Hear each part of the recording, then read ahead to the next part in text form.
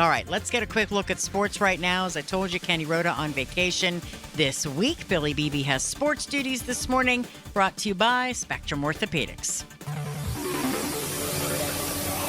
The Cleveland Guardians had the day off yesterday. Terry Francona's squad begins a 9-game road trip tonight beginning in Colorado. An 8 o'clock first pitch against the Rockies here on WHBC. For the Guards, you may have noticed some notable names missing lately. Don't worry, they'll be back soon. Starter Aaron Savale, DH Fran Milreyes, and setup man James Karinchak can all be seen completing rehab assignments in AAA Columbus. All 3 names could return within a week to 2 weeks. The Warriors, a 104-94 winner at home last night in Game 5 of the NBA Finals. Former Cavalier #1 pick Andrew Wiggins with the big night. 26 points and 13 rebounds for Wiggins.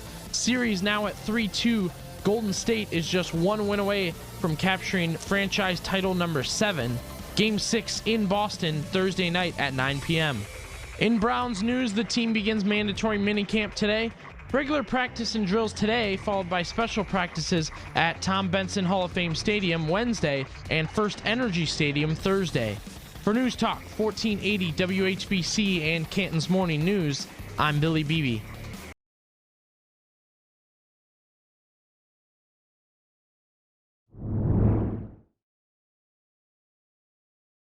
Billy Beebe, 1480 WHBC, here with Antonio Hall, head coach of the Canton McKinley Bulldogs. Coach, thanks for joining us, getting us ready for Saturday. Good to be here. Yes, sir. Getting excited for it. All right, so let's start back to the beginning of the season. You guys start 0-4, a little surprising for everybody. What was said in the locker room? What were you communicating with the players to kind of get them back on track? Nothing out of the ordinary. We just stuck to the process, trusted the process, kept things going in the right direction, and things just eventually fell into place for us. I think the right direction happened. 5 in a row now. Mm-hmm. How different is the team now compared to that 0-4 mark? Well, I mean, anytime you have success, I tell the guys it could do one of 2 things. It could breed more success or let complacency set in. And every week it seems like these guys want more success. So they recommit themselves to the standard, recommit themselves to the process, and we try to get better every week. And you talk about some of the guys on your team. Who are the leaders on this team, and what makes them so great on and off the field? Well, we have 4 captains, the Fosters, so we have 2 cousins, which is really cool, Brian and Trey Foster. Then we have Garrett McCole and Alvante Ivory, all seniors. A lot of those guys are two-way guys. But the whole senior class, I mean, Sincere McNeil, although he's not a captain, he's a leader in the locker room. And the list goes on and on and on. So the fact that, you know, these seniors were hell-bent to get this season turned in the right direction, recommitted themselves and each other to the program, and we haven't looked back. Billy Beebe here with Bernie Kosar after the National Football High School Hall of Fame introduction press conference. Bernie, how did you feel kind of being up there with this group and getting this honor? You know, I felt really super honored and humbled coming into it, and then to come into it and to see the humbling amount of amazing guys to be in this inaugural class made it bluntly even more honoring and humbling than I thought, and a little bit emotional to really have been called up to stage there right around the same time and in conjunction with talking about the awesome Jim Brown and his passing this weekend. So again, just probably a long-winded way of concurring with you about how amazingly humbling it is. Let's talk about your new starting job at point guard. How's the transition been coming in off the bench to now starting?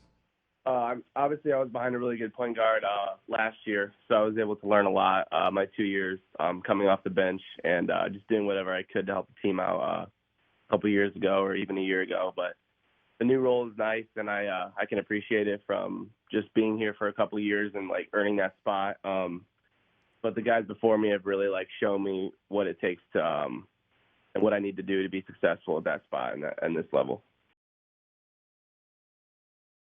A collection like this, it's no surprise Brown's latest project is none other than the Pro Football Hall of Fame, just down the road from his Plain Township residence. Maybe the most impressive part of the build?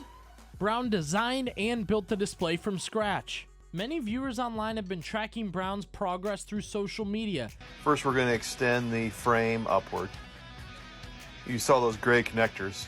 Those allow us to connect the walls to the frame. Time for some fine-tuning. And we can tell from this picture that the middle column between these doors is just too prominent. So we're going to make just a little fix here. Just swapping out a couple of pieces here. For Louisville, there's an extra sense of new in the air, and it starts with the head coach.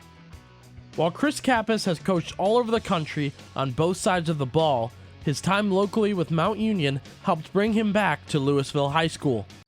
Well, we lived my last couple years coaching at Mount Union. We lived here in town, so we knew a lot about the community. Came to a couple high school games when I was living in town here, and saw the passion that this community has for football. Knowing the type of kids that a couple of kids played for us at Mount Union that have come from Louisville, and just that was just so attractive for me when I was looking to come back to the area, and this opened up. It was a win-win for everything. Just come to a place that loves football, that has great resources, with great facilities, and great kids that are blue collar and want to be good. That's hungry to get this program back on the right track.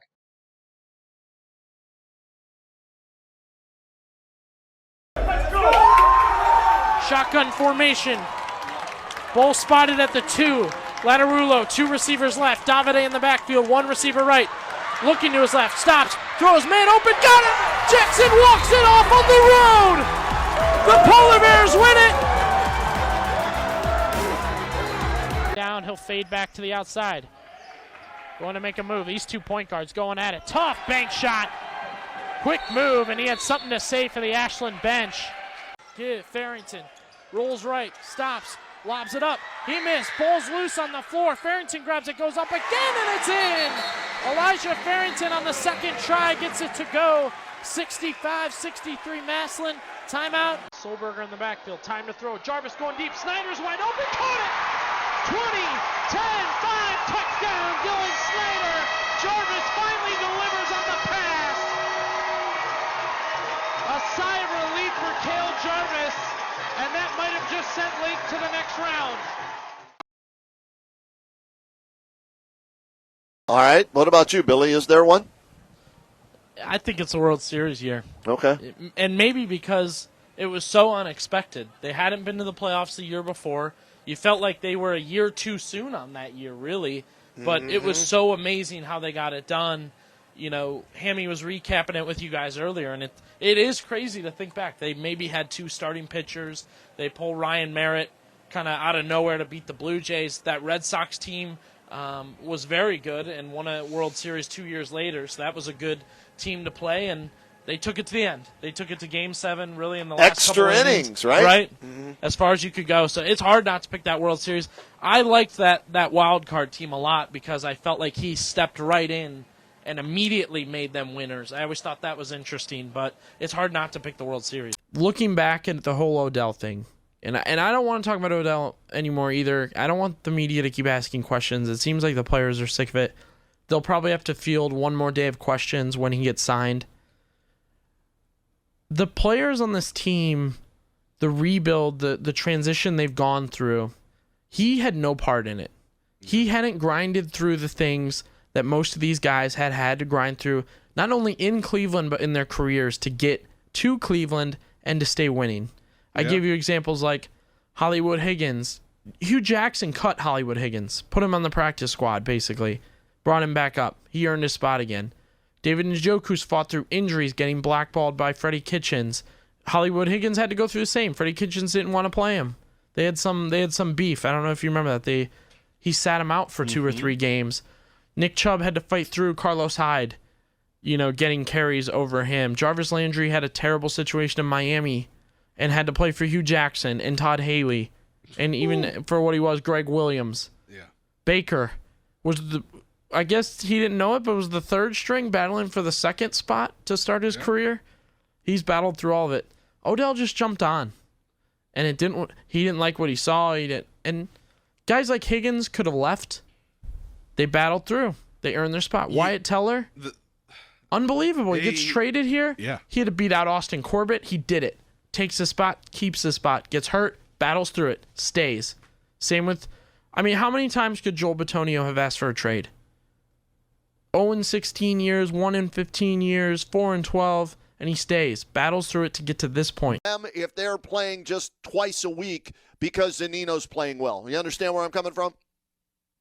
Absolutely. And what's funny about those two catchers you mentioned, Kenny, and you guys might have hit on this at some point, but those guys are only up so that they can get Will Brennan and Gabriel Arias more at bats, right? So you want to pinch hit those guys more. You need the extra catcher just in case. That's why Valorius is up. I don't expect those guys to do much. I don't expect them to fill in much. I expect, maybe even instead of giving Zunino a day off, there may be days where they say, hey, we're going to play you 5 innings, and then Cam Gallagher, who's more of a little bit of a seasoned veteran. But I'd really like to see Naylor, in the first half. I think he may get up by that point, especially if he hit too well in the minors to keep him down.